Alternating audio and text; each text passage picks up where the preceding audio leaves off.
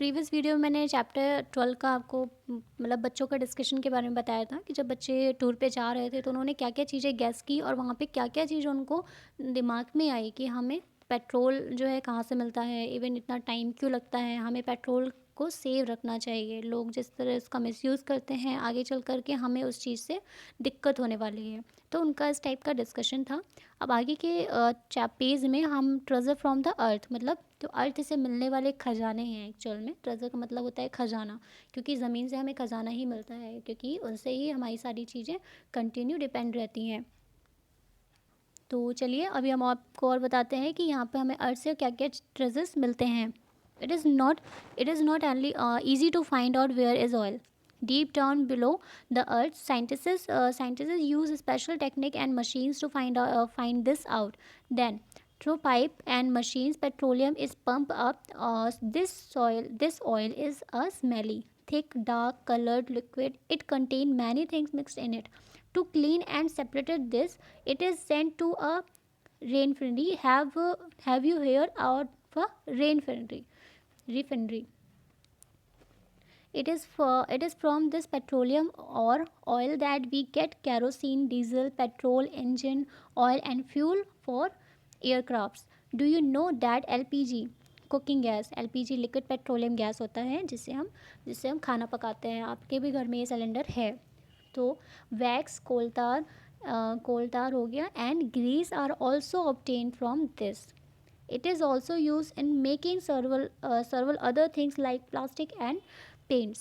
तो देखिए यहाँ पर बताया जा रहा है कि ये पता लगाना इतना इजी नहीं है कि ज़मीन के अंदर, अर्थ के अंदर गहराई में तेल कहाँ पर मिलता है।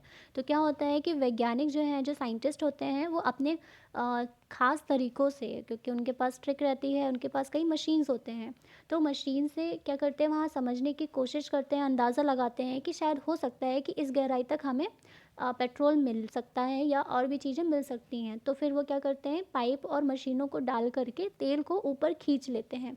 फिर क्या होता है, देखिए जब वो तेल ऊपर खींच लिया जाता है तो निकाला गया जो तेल होता है ना, वो बहुत ही डार्क रहता है, बहुत ही ज़्यादा गाढ़ा भी रहता है, उसमें से बहुत ज़्यादा स्मेली भी बहुत ज़्यादा होता है, बहुत ज़्यादा बदबू भी आती है। तो इसमें घुली मिली और छुपी होती हैं बहुत सारी चीज़ें।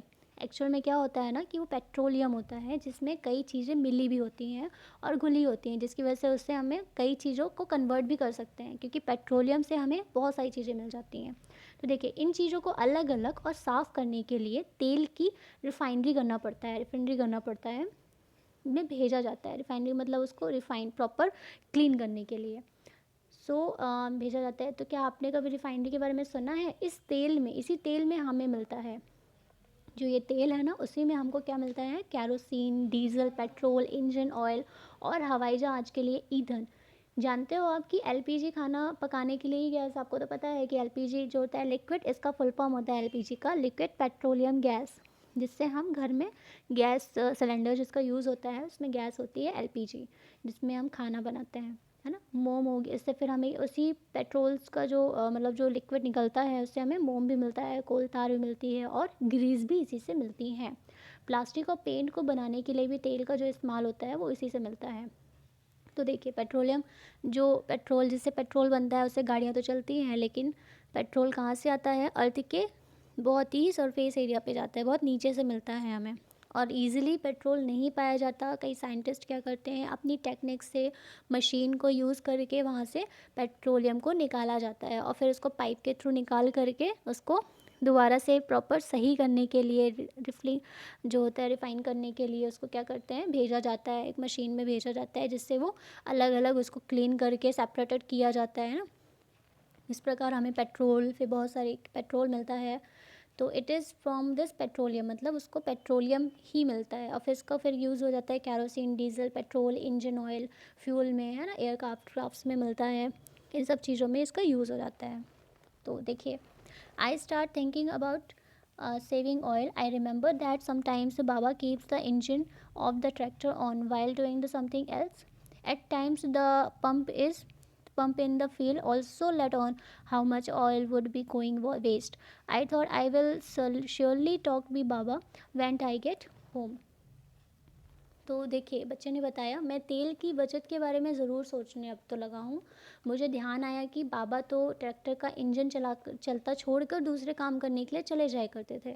कभी कभी खेत में पंप भी चलता ही रहता था। कितना तेल खर्च होता रहा होगा उस टाइम पे। घर जा कर के मैं अपने बाबा से ज़रूर बात करूँगा, बच्चे ने बताया। है ना? फिर यहाँ पे क्या करना है, राइट डाउन करना है।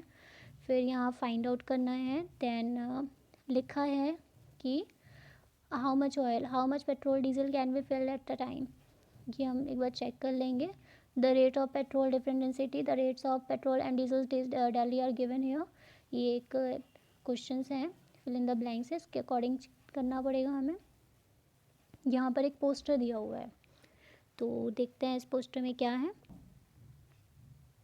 तो पोस्टर में लिखा है, देखिए, for drawing cleaning, dry cleaning के लिए दिया हुआ है। फिर फॉर अ लाइटिंग, ये बल्ब दी हुई है। इसको थोड़ा हम ऐसा कर लेते हैं ताकि क्लियर समझ में आए। ड्राई क्लीन हो रहा है ना। लाइटिंग के लिए है ये। एज अ पेट्रोल, डीजल और एरोप्लेन फ्यूल, ये सारे इनके फ्यूल के लिए है, क्योंकि पेट्रोल भी फ्यूल से ही चलता है। पेट्रोल में सॉरी, ये जो एयरप्लेन है ना, वो भी फ्यूल से ही चलता है, उसमें भी ईंधन की ज़रूरत पड़ती है। वे आई यूज्ड, अब ये हम घर में कहाँ यूज़ करते हैं, देखिए, as a kerosene and LPG, kerosene और एलपीजी, ये गैस हो गए cylinder. To run machines, machine को चलाने के लिए। For making plastic and paints, अब यहाँ पे प्लास्टिक हो गए बनाने के लिए, और रंग उसमें कलर करने के लिए इसका भी यूज़ करते हैं। Save fuel make it a habit, अब आपको क्या करना है, ये तेल की बचत आपकी आदत, मतलब आप, ये एक नारा दिया गया है। तो यहाँ पे अगर आप सेव फ्यूल को सेव करोगे, अपनी आदत में लाओगे, तभी आपको बहुत सारी चीज़ों को मतलब सुविधा हो पाएगी। तो अब नेक्स्ट पेज पे हम चलते हैं। Divya wrote a poem and read it out to her friend. Read and discuss it. Who am I? Who am I, मतलब मैं कौन हूँ। दिव्या ने एक पोएम लिखी है और अपने फ्रेंड से बोलती है, चलो डिस्कस करते हैं कि कौन है। I am black, I am thick, I flow. Who I, do you, who am I, मतलब do you know I will last longer, I will last longer if you use me with care. I got made over countries, sorry centuries लिखा है। I got made over centuries, I won't always be there, I light your pump, I cook your food, I run your machines. Fly planets, fly planes in the sky, who is more useful to people than I? If not used with care, I won't always be there. Will they fight over me? What is life without me? I am black, I am thick, I flow. Who am I? Do you know? तो यहाँ पे क्या है कि petrol के बारे में बताया जा रहा है ना, कि पेट्रोल जो है बहुत ही काले कलर का होता है। जीवन जो है, अपने लाइफ को इसने क्या बनाया, बहुत ही इजी बनाया है। अगर आप इसका लास्ट लास्ट तक यूज़ करना चाहते हो, अपने अंतिम टाइम तक यूज़ करना चाहते हो, तो आपको क्या करना पड़ेगा, मुझे बहुत ही सेव करके रखना पड़ेगा। मैं आपकी हेल्प करता हूँ, लाइट चलाने में मैं आपकी हेल्प करता हूँ, मैं आपके खाने पकाने में मदद करता हूँ, मैं आपकी मशीन्स को चलाने में मदद करता हूँ, मैं प्लेन्स को उड़ाने में, आसमान में प्लेन्स को उड़ाने में आपकी हेल्प करता हूँ। हु इज़ मोर यूज़फुल, सबसे ज़्यादा यूज़फुल कौन है वो, क्योंकि सबसे ज़्यादा यूज़फुल तो पेट्रोल ही है, क्योंकि पेट्रोल से ही हमें सब कुछ मिल रहा है और हमारी लाइफ क्या है, बहुत ही ईजिली चल पा रही है। तो इसको यहाँ पर पोएम में यही बताया जा रहा है कि पेट्रोल का कहना यहाँ पे ये है कि अगर आप मुझे बहुत केयरफुली, बहुत सावधानी से यूज़ करते हो, तो मैं लास्ट लास्ट तक आपका साथ दे पाऊँगा। फिर देखिए लिखा है थिंक एंड डिस्कस, आपको ये थिंक करना है, सोचना है और फिर डिस्कस करना है। इस पेज में आप देख रहे हैं कि दो लोग बने हुए हैं, है ना, एक लेडी है और एक उनके साथ एक बच्ची है। और ये देखिए इन्होंने क्या लिया, काफ़ी लकड़ियाँ ली हुई हैं अपने सर पर। अब चलिए इस टॉपिक को पढ़ेंगे तो हमें क्लियर होगा कि ये क्या कर रहे हैं। तो देखिए स्टोरी है ये। Durga lives in an village in Haryana. Durga एक बच्ची है जो कि मतलब रह रही है हरियाणा के विलेज में। Every day she spend many hours collecting would for the चूल्हा स्टोव। वो ज़्यादातर क्या करते हैं, काफ़ी समय, काफ़ी देर तक, काफ़ी घंटों क्या करते रहते हैं, वुड मीन्स होता है लकड़ी, कलेक्ट करते रहते हैं फॉर द चूल्हा के लिए। Her daughter also has to help her in this, मतलब हर इन दिस, उनकी जो डॉटर है ना, उनकी जो बेटी है, मतलब दुर्गा एक लेडी है, वो जो आपके बगल में वहाँ पे खड़ी हुई थी इधर साइड, तो उनकी जो बेटी है, for the past past 3 months she has cough, मतलब काफ़ी 3 महीने से उसको क्या है, कंटिन्यू कफ है, मतलब खांसी आती है. There is a lot of smoke when the damp wood it is burned. क्या होता है, जब चूल्हे को जलाया जाता है तो चूल्हे में लकड़ी जब लगाई जाती है तो उसमें से काफ़ी धुआं निकलता है, जिसकी वजह से क्या होता है, धुआं होने से लोगों को खांसी आ जाती है. But Durga doesn't not have any other option when there is not cough, when there is not enough money to buy food, where will be there be money to buy wood. तो उन्होंने ये बताया कि दुर्गा को कई महीने से खांसी है.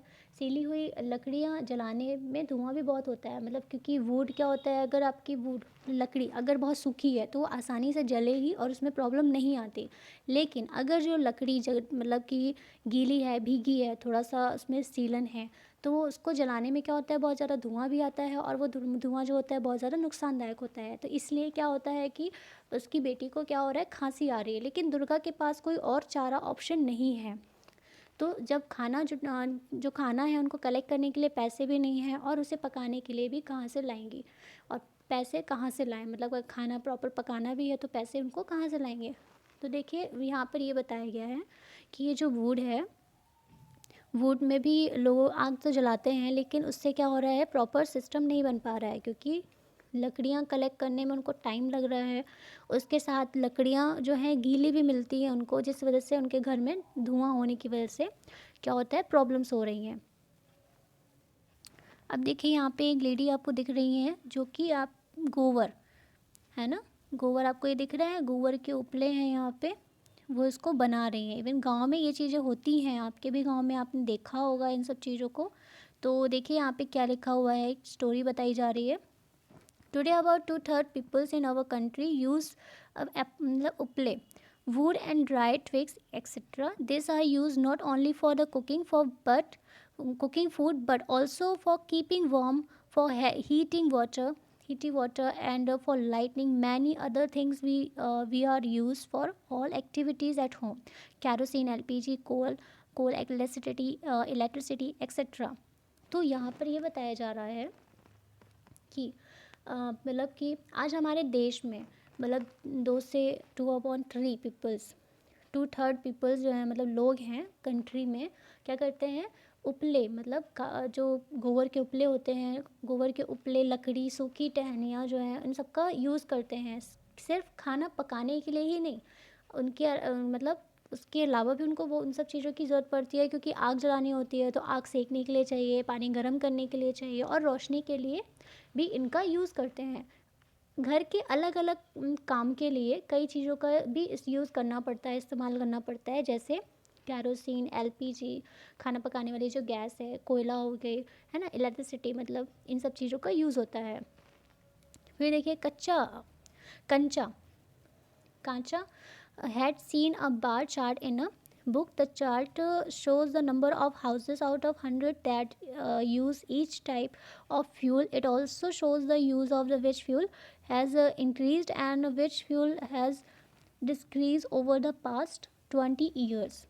तो यहाँ पे कांचा ने एक बुक में एक बार चार्ट देखा. यहाँ पर ये देख रहे हैं, आप भी देख रहे हैं, यहाँ पे बार चार्ट बना हुआ है कि इसमें लिखा हुआ है कि इस चार्ट में दिखाया जा रहा है, अगर 100 घर मतलब 100 हाउसेस में 100 घरों को देखें तो उनमें से कितने में किस ईंधन का यूज़ होता है, कौन से फ्यूल्स का यूज़ हो रहा है, कौन सा फ्यूल यूज़ किया जा रहा है, इस्तेमाल किया जा रहा है. चार्ट ये भी देखना आपको, इसमें ये भी दिखा रहा है कि 20 सालों में किन चीज़ों का इस्तेमाल बढ़ा और कितना घटा है. तो आप यहाँ पे देख रहे हैं change in fuel over 20 years, 20 सालों में फ्यूल का जो यूज़ हुआ है वो कैसे चेंज हुआ है. How many houses out of 100 use it. ये देखिए, उपले एंड वुड ईयर 1926 में कब तक, 80, ये इस सेशन का दिया हुआ है 80 तक में. यहाँ पे क्या है, ये 84 सबसे ज़्यादा यूज़ होता था उपले और वुड का. फिर देखिए, फिर 10 LPG एंड कैरोसिन. 10% लोग जो हैं मोस्टली क्या करते थे, LPG का यूज़ करते थे. 5% लोग जो हैं कोयले का यूज़ करते हैं और 1% लोग जो हैं इलेक्ट्रिसिटी का यूज़ करते हैं.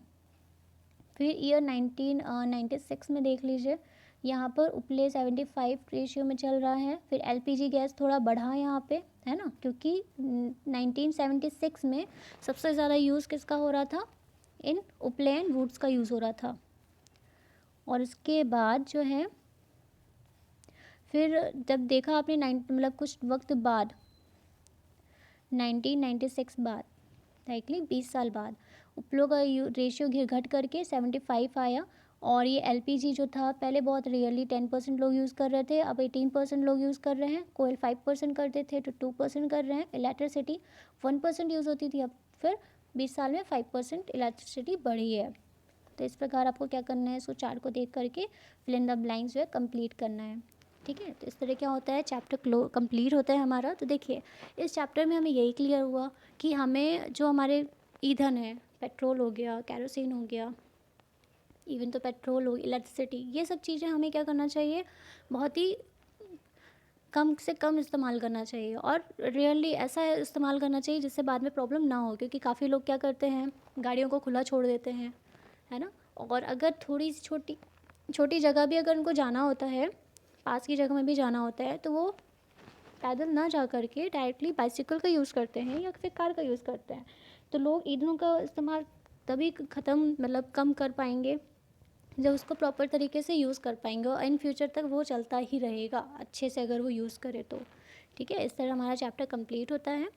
Okay, thank you students.